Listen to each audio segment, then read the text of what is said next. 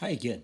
Okay, so we've made our dough. It's still resting. The gluten is, you know, taking a nice time to relax. This way, it'll be even more elastic, more stretchable, more malleable. And while that's happening, we're going to go and we are going to make the sauce, the butter, butter and tomato sauce. So we'll go ahead and I have my pan. It's going to be a medium, maybe medium high heat to start. I'm going to add approximately 2 tablespoons of olive oil, extra virgin olive oil. You know, I've observed in Italy, it's very interesting that compared to what a lot of chefs here would recommend, uh, extra virgin olive oil is used for just about everything. It's not that here that some people will push for the idea that extra virgin, okay, has full of flavor. You're going to use it for, let's say, your salad dressings only. You wouldn't cook with it. There, uh, if you want to use the best ingredients, extra virgin olive oil ends up in the saute pan, ends up in the fry pan. Of course, it ends up in salads, what the finished sauces. But there's a slight different conception about the significance of olive oil being extra virgin. Italy is used in many things. So I have extra virgin olive oil heated up here, okay? And as that is happening, okay, I'm going to first off add my fine diced onions, and gonna let that sweat a little bit. Okay, okay. I'm gonna cook it to really what will be the almost like a translucent color. Then what we're going to do is go on ahead and we're going to add our garlic. Okay, finally the stove woke up. Okay, the boys are working on electric burners. Okay, and again, and the term sweating ideally is sort of like a slow motion saute. It's not like typical high heat of saute. We don't really want to necessarily caramelize anything. We just want to draw out some of the flavor. Yes, that's a sound I like to hear because that means I could go ahead and I could add my chopped garlic. And we're going to cook that for about maybe 2 minutes or so, give or take. Insofar just to the point where it turns aromatic. Of course, we don't want to overcook it. We don't want it to turn bitter on us. And we're just about there. And so, indeed, okay, just to kind of give you a closer look, okay, depends, if I want to, could have held off on adding the garlic and just very, very, very lightly caramelize my onions, not to get them too brown, but like kind of very, very light golden color. Brings out that savory sweetness in onions.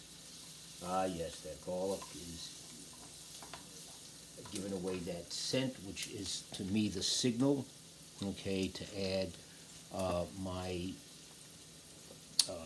grape tomatoes. And it's, to be the reason why I happen to be using grape tomatoes is that it's still being early March and not mid-July.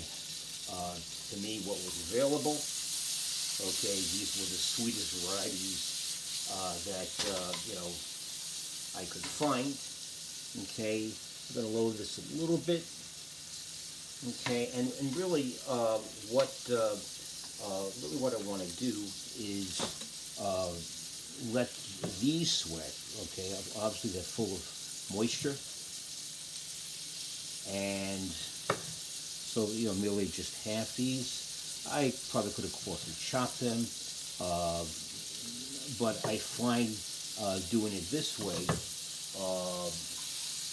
I'm going to just really makes for a sauce that has a more, to me, interesting texture. And now, so even though these are, again, for tomatoes that you get in early March, they're sweet enough, but I mean, if this was, again, height of tomato season, I probably would not have to really maximize the flavor, not have to add anything extra, but I made a little tomato sauce just to give it a little oomph, okay? So this is an optional ingredient, and it goes.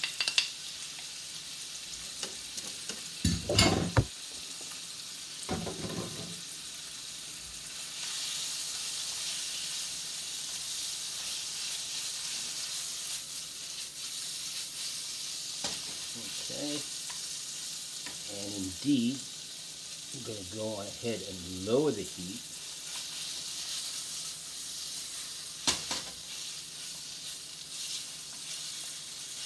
Okay, so right now, it's still, quite chunky, but indeed, what we're going to do, I'm going to switch to the back burner, put it on low and slow. This now, low and slow is the way to go. And we're going to cover it, okay, and just leave it be. Give it an occasional stir, of course. Add a little salt and pepper. As a matter of fact, I'm going to do that right now. Part of the reason, not only to get the seasoning working, but the salt is going to draw out more of the moisture from the tomatoes. Okay, so we'll give it a little preliminary seasoning with the salt, and why not? A little ground pepper. Give it another toss, and then leave it alone.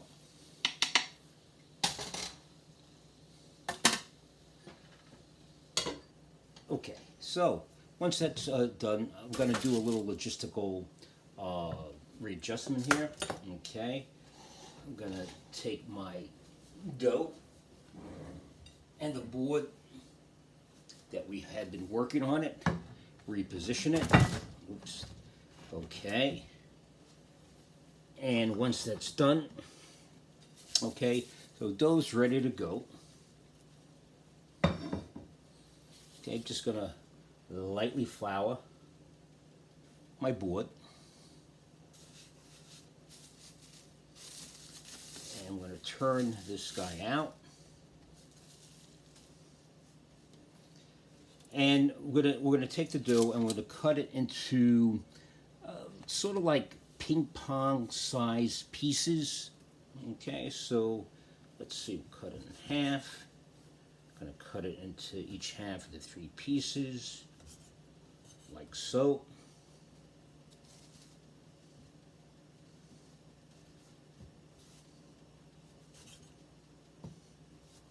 And once that's done,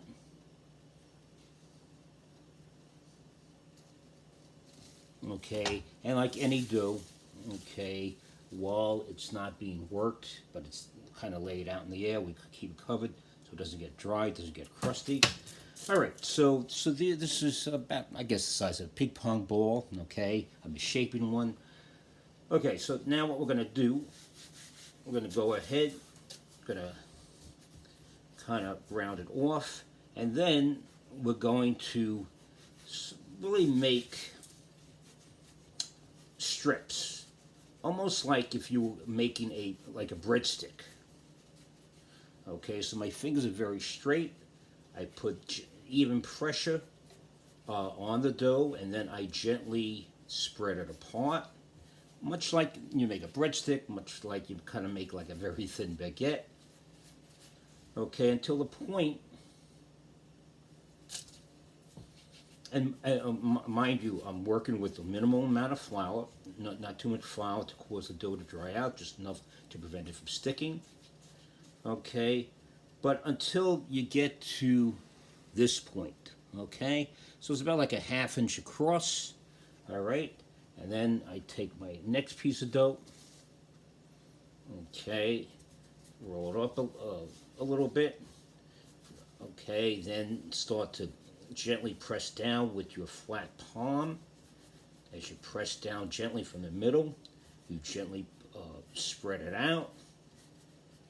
Keep it in, very much of a, almost like a snake, like a, I don't know, like a dough snake.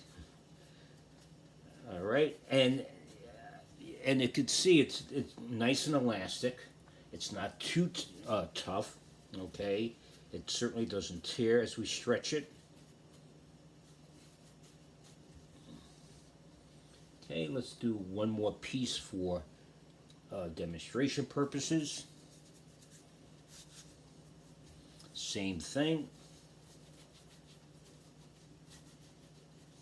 So, the main thing is to sort of coordinate the pressure of pushing down with the pressure of like spreading it out. So this way you make nice even shape. Alrighty, so once that is completed, once we have our little snake-shaped strands of gnocchi dough, we'll go on ahead. Alright, take a knife. Good to flour the knife. And we're going to cut it, I would say about maybe a half an inch or so, half-inch so pieces. Let me just show you. Kind of like something like that.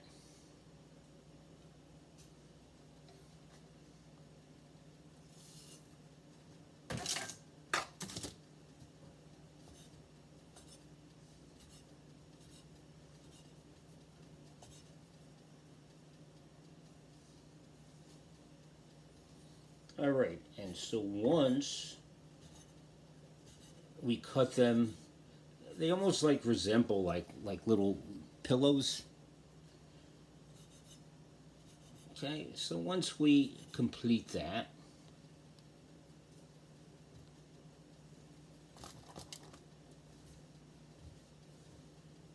we'll go ahead and then we're going to round them these off and shape them into gnocchi. Now before we do that, I just want to check how the sauce is progressing. Ah, bellissima. Okay, very nice. Let me give you a peek. All right, so you can see we've got a lot of liquid coming out from the tomatoes. They're a little slowly but surely, they're getting a little soft. Okay, so we're going to keep that doing what we're doing. Let it cook low and slow. Okay, back to the gnocchi. So here, we're going to go ahead. My classical tool, okay, and making a little bit of room. We're going to go, okay, round off our dough. And really, as soon as we round off a piece of dough, a little round pellet, going ahead, dip my fork in the flour.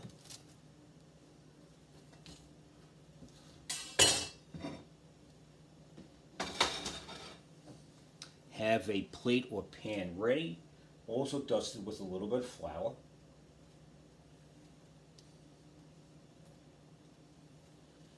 And then I'm going to take my rounded off dough, press it right on the fork, a little bit of flour on the thumb, just like that. And then you're going to roll it across the tines of the fork.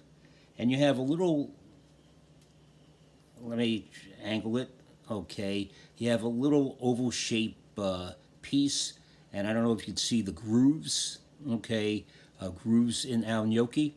And again, that's designed, the idea that it helps to catch the sauce when it's cooked and we toss it in the sauce. All right, well, let me show you again.